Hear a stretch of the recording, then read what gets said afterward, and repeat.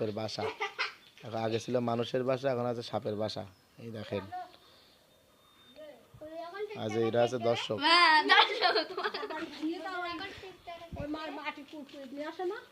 দেখা যাক কত বড় সাপের খোঁজ বের হয়।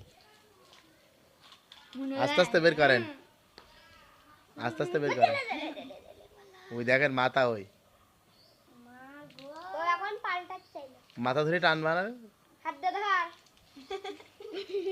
ওরে খোঁজে কিছু থাকে না।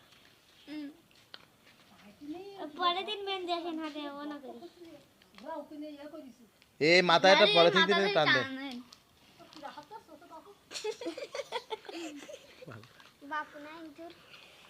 বাপুই তো